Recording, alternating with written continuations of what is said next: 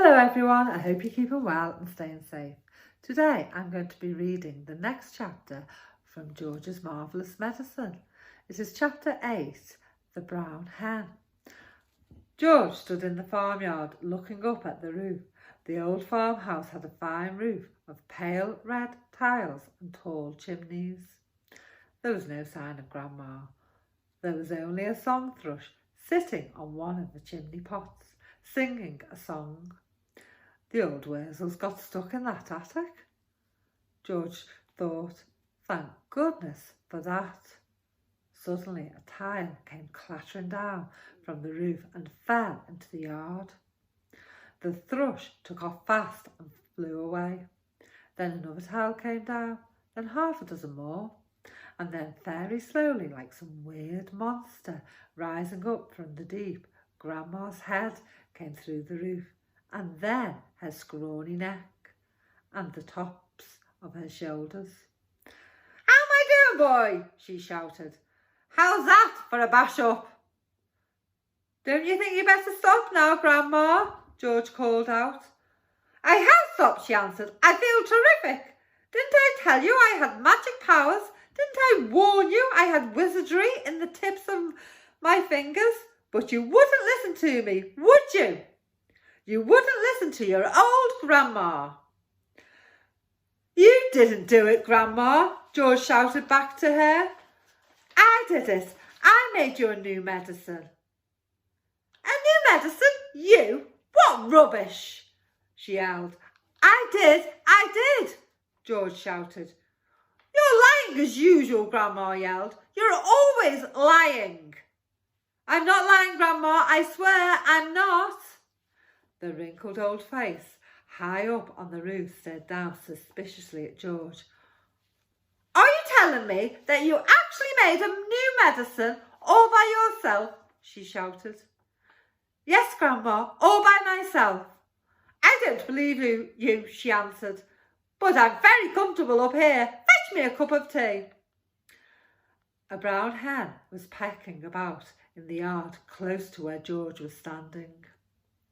The hen gave him an idea. Quickly he uncorked the medicine bottle and poured some of the brown stuff into the spoon. "Watch this, Grandma," he shouted, crouched down, holding out the spoon to the hen. "Chicken," he said. "Chick, chick, chicken. Come here, have some of this." Chickens are stupid birds and very greedy. They think everything is food.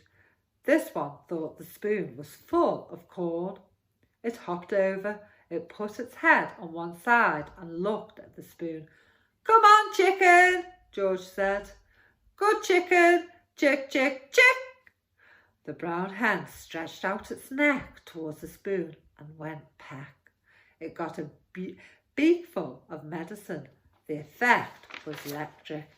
"Owie!" shrieked the hen, and it shot straight up into the air like a rocket. It went as high as the house. Then down it came again into the yard, splosh. And there it sat, with its feathers all sticking straight out from its body. There was a look of amazement on its silly face. George stood watching it. Grandma, up on the roof, was watching it too. The hen got to its feet. It was rather shaky. It was making funny, gurgling noises in its throat. Its beak was opening and shutting. It seemed like a pretty sick hen. "You've done it in, you stupid boy!" Grandma shouted. "That hen's going to die. Your father will be after you now. He'll give you socks and serve you right."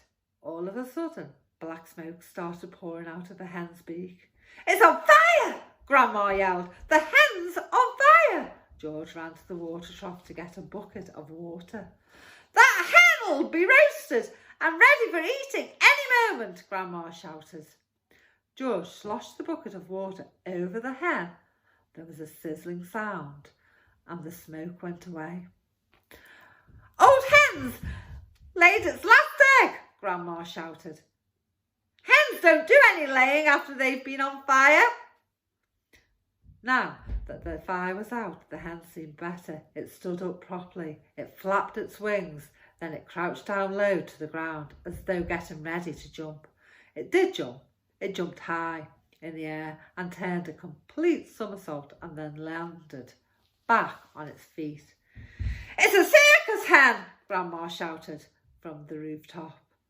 "It's a flipping acrobat!" Now the hen began to grow. George had been waiting for this to happen. "It's growing," he yelled. "It's growing, Grandma. Look, it's growing." Bigger and bigger, taller and taller it grew. Soon the hen was 4 or 5 times its normal size. "Can you see it, Grandma?" George shouted. "I can see it, boy," the old woman shouted back. "I'm watching it." George was hopping about from one foot to the other with excitement, pointing to the enormous hen and shouting, "It's had magic medicine, Grandma, and it's growing just like you did."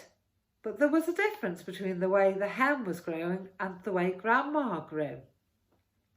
When Grandma grew taller and taller, she got thinner and thinner. The hen didn't. It stayed nice and plump all along. Soon it was taller than George. But it didn't stop there. It went right on, growing until it was about as big as a horse. Then it stopped. "Doesn't it look marvellous, Grandma?" George shouted. "It's not as tall as me," Grandma sang out. "Compared with me, that hen is titchy small. I am the tallest of them all." Thank you for listening, and hopefully see you soon. Bye for now.